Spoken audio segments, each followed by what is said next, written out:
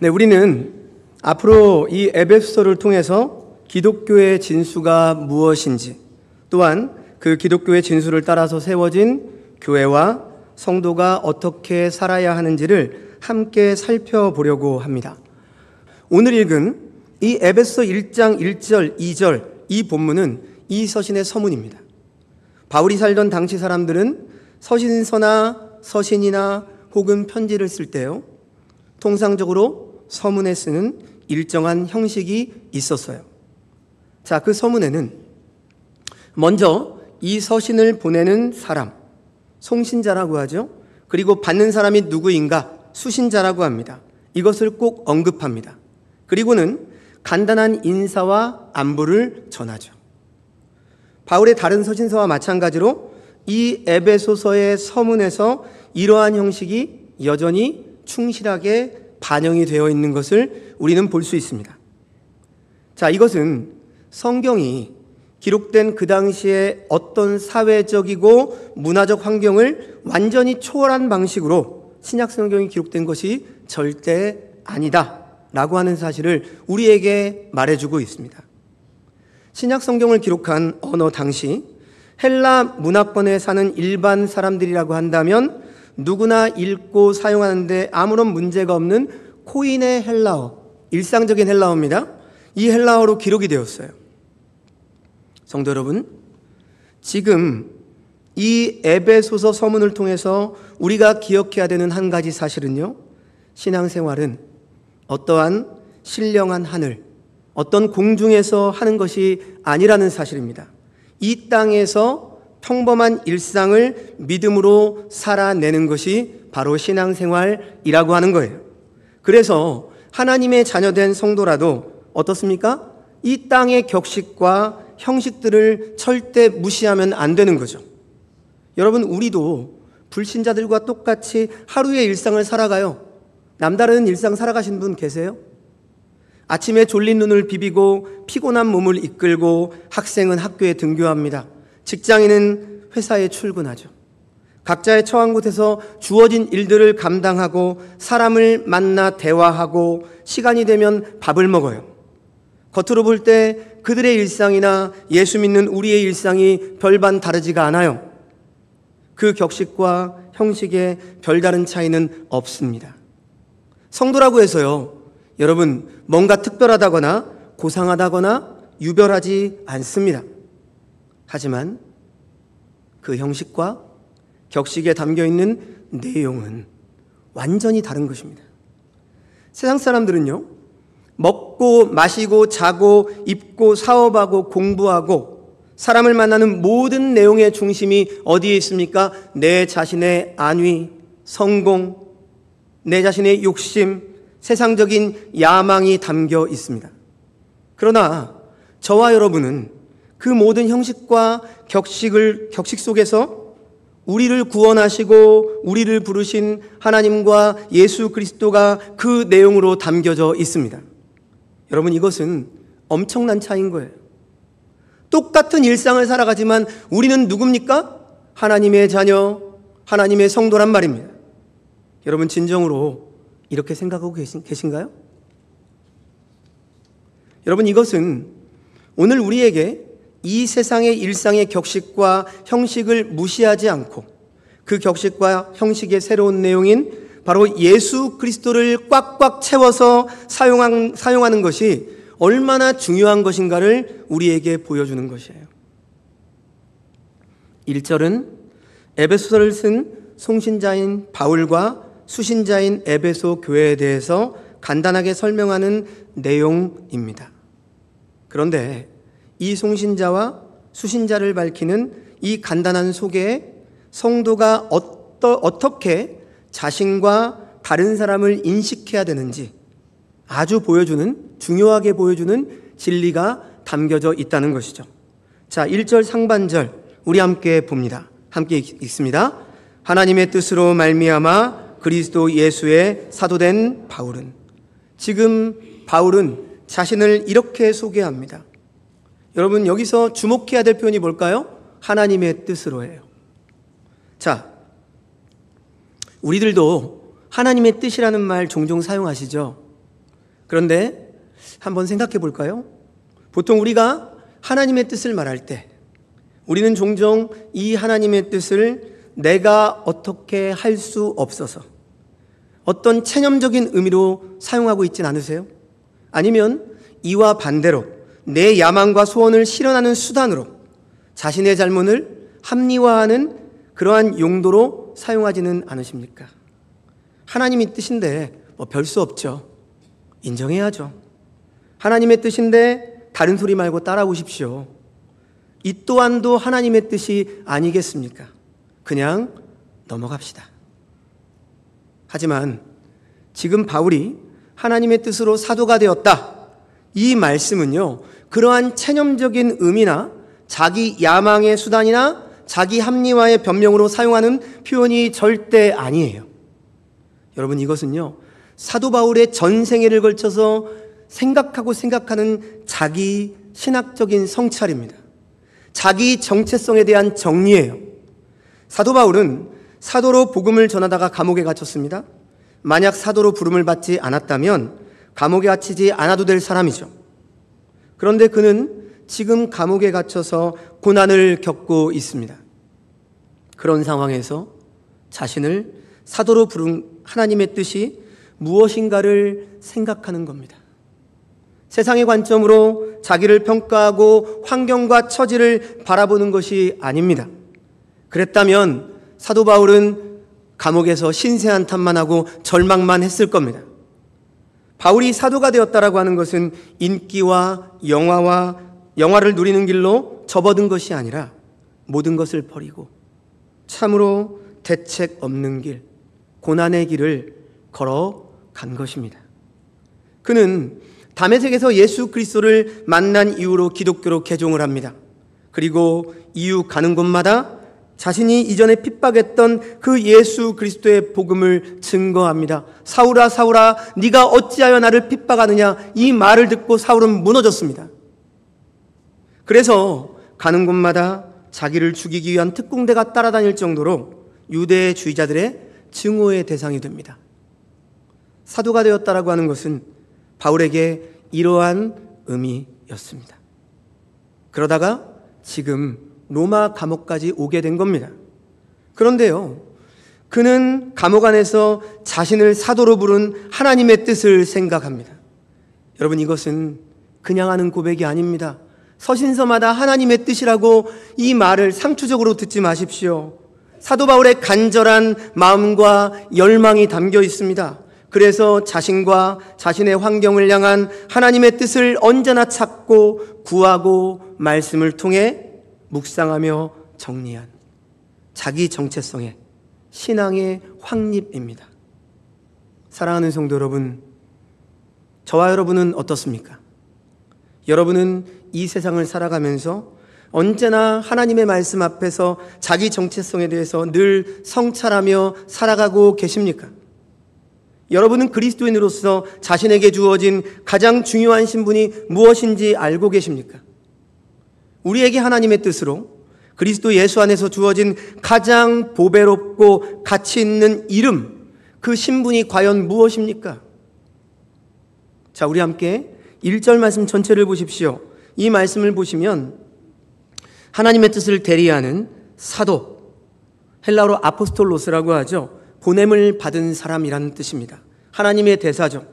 이 사도인 바울은 우리의 신분, 우리의 이름에 대해서, 정체성에 대해서 이렇게 말씀을 하고 있습니다. 우리 1절 말씀 같이 한번 읽습니다. 시작. 하나님의 뜻으로 말미암아 그리스도 예수의 사도된 바울은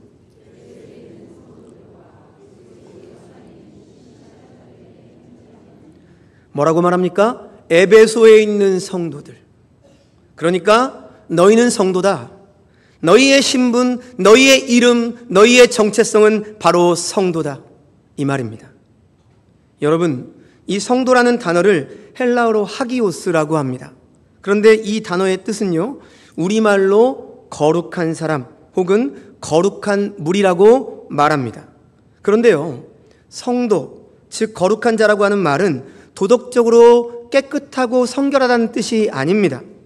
그것은 바로 하나님의 것으로 구별된 자, 라고 하는 뜻이 바로 성도입니다. 구약 출애굽기 19장 5절과 6절 말씀을 보시면 우리가 잘 아는 하나님께서는 구약의 이스라엘 백성을 향해서 너희는 내 소유다, 제사장의 나라다, 거룩한 백성이 되리라 이렇게 말씀하셨습니다.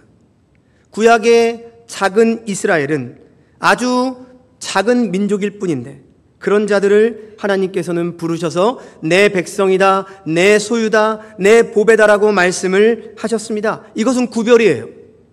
그리고 신약으로 와서 베드로전서 2장 9절 말씀을 보시면 이것이 그대로 적용되어져서 우리를 뭐라고 말합니까? 왕 같은 제사장이다 이렇게 말하는 것이죠. 말하자면 우리가 비록 세상에 살고 있지만 세상이 아닌 하나님께 속한 자가 되었다는 것입니다. 오늘 본문도 보십시오. 오늘 본문에 보면 그리스도 예수 안에서라는 말이 언급되는데 이것은 무엇을 강조하는 겁니까? 우리가 구별되어진 것, 하나님 앞에서 성별되어진 것, 그래서 거룩해진 것, 그것은 바로 예수 그리스도께서 죄인된 우리를 위해서 행하신 일 때문에 우리가 바로 구별함을 얻었다. 이것을 강조하고 있는 겁니다. 여러분, 고대 유대인들에게 있어서 이름, 이것은 곧 존재 자체요, 자신의 명예를 가리키는 거예요. 그런데 여러분, 잠언 기자가 뭐라고 말하는지 아세요?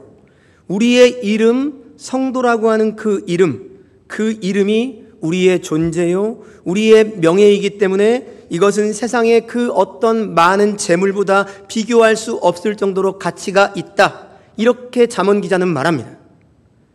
우리는 교회 안에서 서로를 뭐라고 부르죠? 직분을 부르기도 하지만 사실 우리는 다 성도입니다. 그래서 우리는 직분보다도 먼저 우리의 정체성, 우리의 이름이 성도임을 기억해야 합니다. 여러분, 성도라는 이름은요, 세상의 그 무엇과도 비교할 수 없는 가치 있고 존엄하고 명예로운 우리의 이름입니다.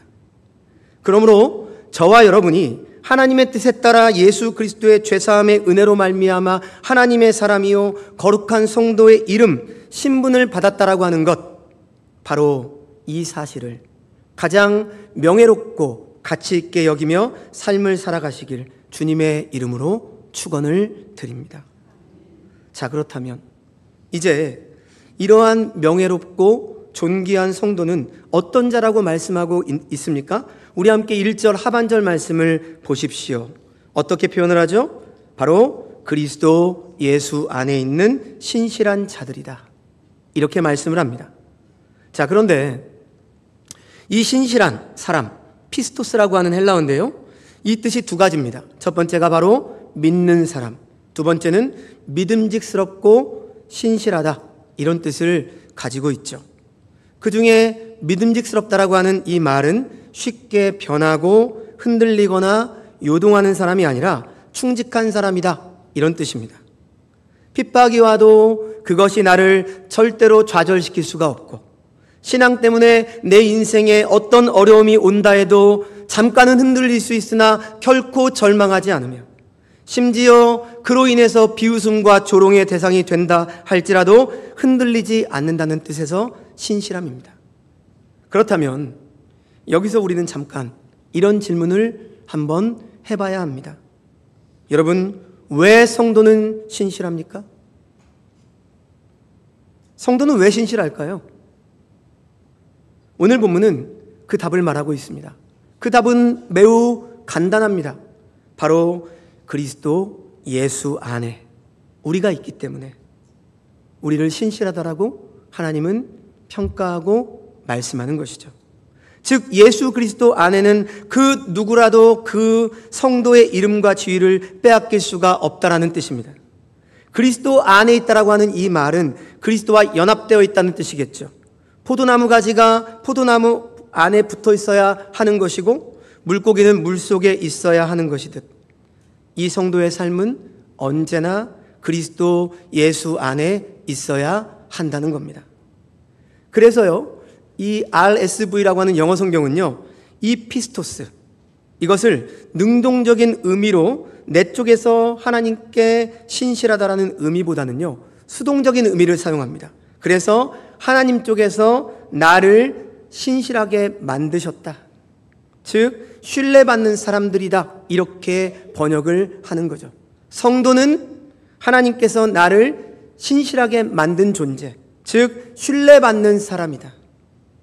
다시 말해서 예수 그리스도 안에서 그분 때문에 내가 하나님께 신뢰를 받고 있다는 거죠. 실제로 나는 쉽게 유혹을 받는 사람이고 연약하게 그지없는 사람인데, 그럴지라도 예수 그리스도 안에서 하나님은 우리를 신뢰해주고 있다는 거예요. 주님께서 목표를 하고 있는 영광스러운 그리스도의 형상에 이를 때까지 우리를 계속해서 붙잡고 계신다는 것이죠. 여러분, 이 말씀이 얼마나 우리에게 위로와 힘이 되는 말씀입니까?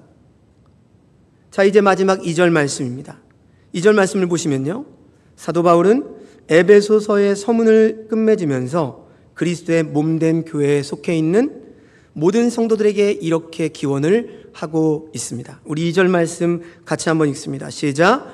하나님 우리 아버지와 주 예수 그리스도로부터. 여러분, 먼저 은혜는 뭐죠? 카리스라고 하죠. 이 말은 하나님의 언약의 기초에서 우리에게 주신 하나님의 선물을 표현하고 있습니다. 즉 우리를 향한 조건 없는 하나님의 사랑을 표현하는 거죠. 그래서 은혜라고 하는 것을 우리는 뭐라고 말합니까? 자신의 힘으로 할 수 없는, 자신의 힘으로 할 수 없는 자가 하나님의 호의를 힘입는 것을 뜻하는 것이죠. 그리고 평강, 에이레네라고 하는데요, 이것은 개인적이고 내적인 의미를 지닌 평강이라는 말보다 관계적인 의미를 포함한 평화라고 하는 의미로 번역을 하는 게 더 타당합니다. 이 에이레네는요, 불화와 전쟁이 없는 상태, 물론 복지나 안녕의 개념까지 포함한 히브리 단어 샬롬을 번역한 것이기 때문이에요. 그렇다면 사도 바울이 이 두 단어를 사용해서 인사를 하고 있는 이유는 무엇입니까? 그것은 바로 교회를 교회되게 하고 성도를 성도되게 하는 것은 오직 하나님의 은혜와 그 은혜로 인한 평강으로만이 가능하다라고 하는 것을 사도 바울은 늘 언제나 우리들에게 말하고 싶은 것입니다. 앞에서 에베소는 항구 도시라고 말씀을 드렸어요. 항구 도시이기 때문에 매우 상업적이고 물질적이며 언제나 술과 노름과 음행이 넘치는 곳이 그 당시 에베소였습니다. 그리고 미신과 우상 숭배가 극심하고 황제 숭배의 중심지라고도 말씀을 드렸습니다. 여러분, 이런 환경 속에서 살아가는 지금 에베소 성도들이 무엇으로 이러한 환경을 이기고 성도로 살아갈 수 있을까요? 어떻게 가능할까요? 이것은 오직 하나님의 은혜, 평강으로밖에 해석이 안 되는 거예요. 신자의 삶은 세상 사람들의 눈으로는 전혀 매력적으로 보이지 않죠. 지루하고 참 고리타분하고 참 불쌍하다. 주일에도 지금 오후에 이 시간에도 이렇게 앉아있는, 참 불쌍하다, 이렇게 생각하지 않을까요? 그러나 하나님의 은혜는 세상의 온갖 유혹과 방탕함이 더럽고 추하며 악하다는 것을 깨닫게 만듭니다. 그리고 그 속에서 살아온 우리가 얼마나 끔찍한 죄악 속에서 살았는지를 깨닫게 합니다. 그 하나님의 은혜는 그래서 곧장 우리를 구원자이신 예수 그리스도께로 인도해서 세상 가운데서 구별된 존재가 되도록 은혜를 계속해서 베풀어 주시는 것입니다. 결국 우리는 세상에 살 때에는 하나님의 원수가 되어서 죽음과 심판이라는 이 고통 속에서 살다가 죽게 되는 것인데, 하나님의 은혜로 인해서 이제는 저주와 고통이 아니라 용서와 화해와 연합을 얻게 되고 결국 하나님과 평화를 누리는 삶이 되도록 해주신 것입니다. 그러므로 여러분, 우리의 기독교 신앙은요, 출발도 은혜이고 과정도 은혜이고 결말도 은혜라고 고백을 하는 거예요. 사도 바울이 그래서 나의 나 된 것은 오직 하나님의 은혜라고 고백을 하는 것입니다. 그런데요, 생각해 보십시오. 오늘날 저와 여러분이 살고 있는 이 땅, 이 세상도 에베소와 참으로 많이 닮지 않았습니까? 우리가 사는 이 세상도 에베소가 가진 미신과 우상숭배와 음행과 더러운 일들이 넘치는 세상이죠. 그 많은 술집과 유흥업소들은 손님들이 넘쳐나고 음행이 넘쳐나는 장소들입니다. 이제는 조금만 눈을 돌리면 너무나도 쉽게 음행을 동참할 수 있습니다. 아니, 음행이 개인의 자유입니다. 취사 선택이에요. 내가 한다는데 남에게 피해만 주지 않으면 되는데 무슨 상관이라고 하는 세상이 아닙니까? 또한 우리의 분주한 삶도 한번 생각해 보십시오. 우리는 너무 바빠서 하나님을 믿을 시간이 없는 것처럼 살아가요. 성도들도 주의를 뺀 나머지는 너무 바빠서 하나님의 말씀을 읽지 못하고 기도하지도 못합니다. 그런데요, 정말로, 진실로, 리얼리 우리가 말씀과 기도 생활을 못할 정도로 바쁘신가요? 아니면 말씀과 기도 생활을 중요하게 생각하지 못하고 혹시 다른 것에 더 가치를 두고 눈을 팔고 있지는 않습니까? 돈을 벌고 일을 하는 데에는 열심을 내고 밤을 새요. 하지만 말씀과 기도를 하는 데에는 열심을 내지 않습니다. 그것이 우리들의 지금 일반의 모습이 되어 버렸습니다. 예전에 SNS에 이런 글이 하나 올라왔는데요, 참 많은 공감이 됐습니다. 제가 읽어드리죠. 사람들은 직장을 구하기 위해 엄청난 돈을 교육에 투자하고 취직을 하면 회사에 들어가고 그 다음 입고 갈 옷과 출근할 차를 산다. 그리고 그 돈 다 갚으려고 뼈 빠지게 일한다. 그리고 그렇게 번 돈은 하루 종일 비워놓을 집값으로 다 쏟아 붓는다. 누가 우리를 이렇게 만들었을까?